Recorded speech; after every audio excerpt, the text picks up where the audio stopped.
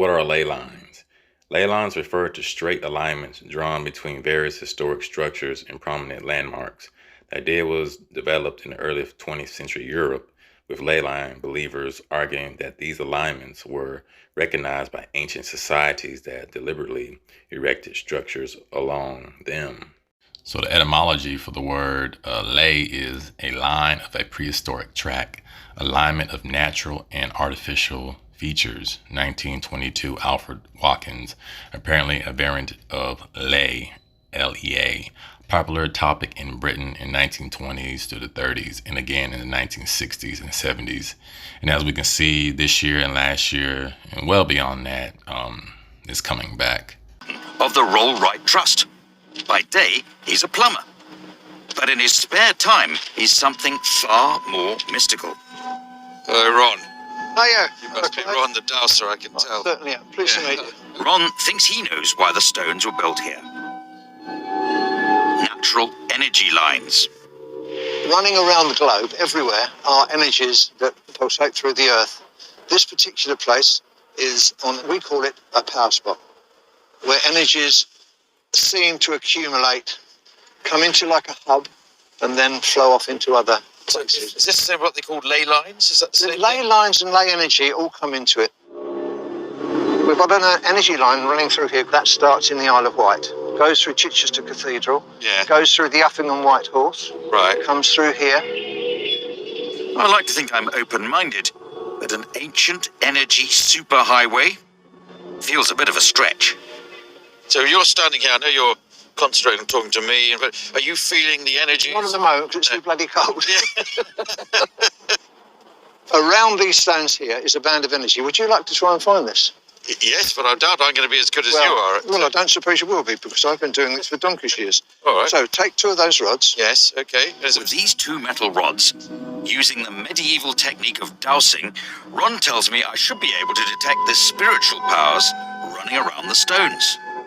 I'm throwing you into the deep end here. You've never done this before. So No. just walk forward, tune into this energy that's coming from the stones, and ask for your rods. You see, there we go. Yeah, Now, are you doing that, or has that done it by itself? it's done it by itself. There we are.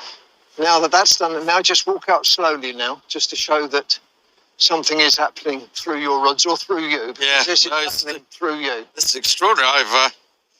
I've Again, discovered walk a in. new power that I didn't know I had. Is it a We- power we- or is it a sensitivity? As far as I'm concerned, 80% of population can do this if they're Yeah. interested. Oh, and there's me thinking I'm special. Now walk back out and watch them open up. As soon as you... So, the energy is there. Yes. There it is there. Yeah. It wasn't what I was a Presbyterian. I think this could be the work of the devil. I'm not sure. Well, that's what lots of people believe. Yeah. So which way is the energy flowing today? It's so spooky.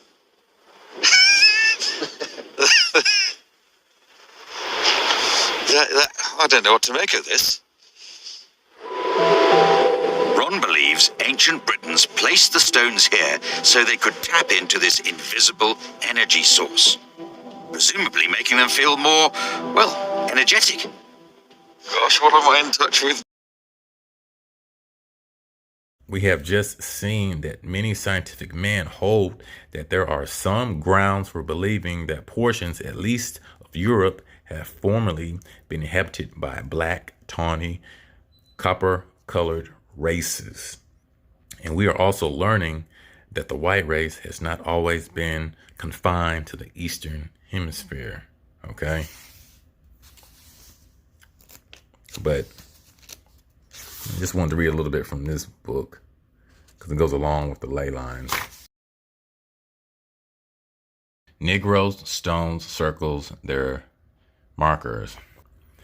But at any rate, there are several reasons for believing that the unidentified builders of our stone circles, cairns, and dolmens were dark-skinned people. And the races which they have most similarity are Professor Huxley's Australoids and Negritos. Not only is it asserted by him that there is an actual blood relationship between those two families and the British people of this in past generations, plainly visible in many outward features, but there's also the testimony of similar customs, some of which will be afterwards specified. One of these is the practice of tattooing the body, and another is the kindred practice of painting or smearing it with various colors. But the most telling evidence is that afforded by the stone monuments, which are found in all the countries which have been inhabited by those races. Tasmanian, home of the Negritos, has its stone circles and cairns, if I'm pronouncing it right, and Scotland shows the presence of the same people in the same works. Okay. Presumably making them feel more, well, energetic. Sir, I don't think God really cared too much about us. Or he wouldn't have put us here. I mean, look where we stay at. It's all fucked. It's messed up around here. Red line or redlining. Specific sense of denying loans to certain neighborhoods based on ethnicity is from 1973 on the notion of lines drawn on maps. As we can see from Ley Lines, the earth is a magnetic field. Okay. Used earlier in reference to insurance company practices in 1961 and in World War II, military slang in reference to a red line drawn through a soldier's name for some infraction, thus denying his pay. So these churches, a lot of these occultic Freemasons, they know about the Earth's magnetic field, the lines. Even in our minds, we have this idea of, what's considered positive, negative energies, whatever you want to call it, good spirits, evil spirits. But when we're choosing a home or we're choosing a specific location to raise our children, or the simple fact when we was young that hanging around this person, which is negative, or, doing bad decisions, making wrong decisions in life, So these people of higher rank, of higher stature in our society, they know about the ley lines, the magnetic fields. And I mean, you can look at the cities, the inner cities. The South Side is always the worst part of every metropolitan city here in America. I could be wrong, but you can look it up. So I have this book, Ley Lines of the U.K. and U.S., David R. Cowan with C.Silk. How ley lines were used by the church, royalty, city planners, and the Freemasons. All right. Occultic layout. The occultic layout of Washington. There have been many theories of the occult nature on the Capitol's layout. Obelisks, squares, and pentagrams have been drawn. The authors stating that these are black magic symbols. But if you are going to design a city on a grid pattern with intersecting streets,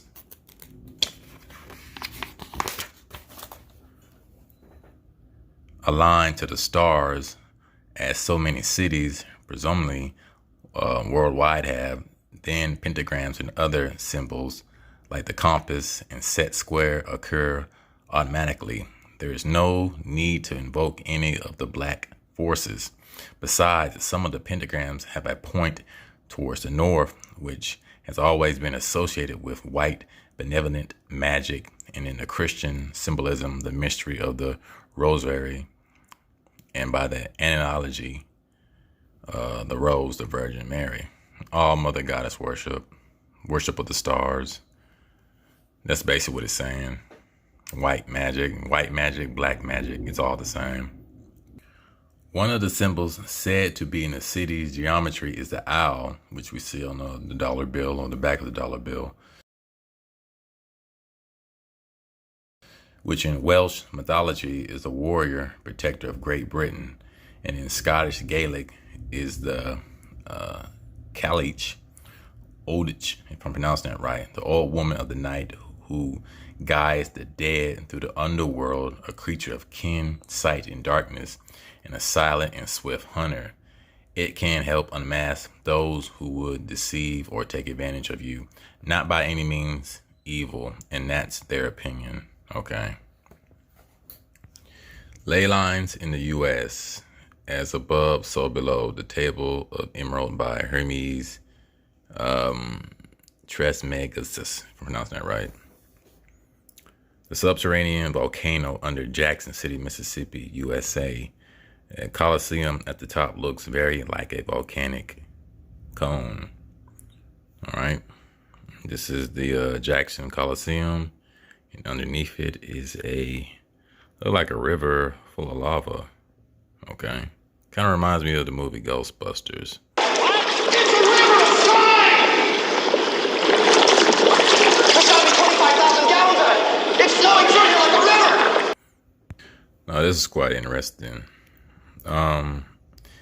As she left, she told me that she lived in Jackson, Mississippi, USA. And every time she went back there, she felt so unwell and depleted of energy that she could do little work. I said, when you return, I have a look at the geology of the area. From years of research, I knew that there were numerous health problems caused by underground faults and streams. You mean this stuff actually feeds on bad vibes? Like a cop in a donut factory. Capital city above volcano. A week later, I received another telephone call from her in America. I don't believe it, she said excitedly. I went down to the geologist's office here in Jackson, and they showed me a side scan of the geology underneath the city, and there is a 19,000 foot high subsurface volcano underneath the whole city. And the gravitational anomaly map looks like a black hole. Illustration 40. The geologist also pointed out that the gravitational pull from this anomaly was significant enough to attract passing satellites towards it, and that people there were actually heavier than they would be at any other location. Later, she discovered that Jackson should have been built there in the first place. Should not have been built there in the first place. Excuse me. It should have been located some distance away.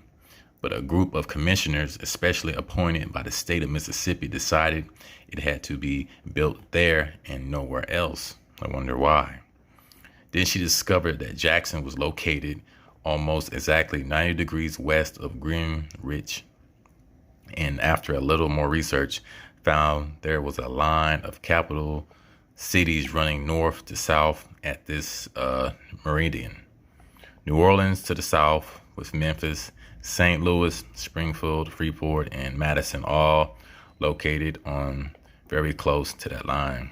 New Orleans had one of the highest murder rates in America at one point. To the south, Memphis, same thing, murder rate, negative energy, redlining, you name it. Okay, these people know about this stuff. We don't. Pardon me. I wonder if you could tell me how to get back on the expressway. Hey, fuck your mama! Thank you very much. Say, excuse me, Holmes? What it is, bro? And he'll make sure you get to where you're going, because you don't want to know from me, man. This ain't even my neighborhood. I'm from the west side of Chicago. Her book, Over the Volcano, relates to her discoveries step by step as she journeyed to reach an understanding of her feelings in that city.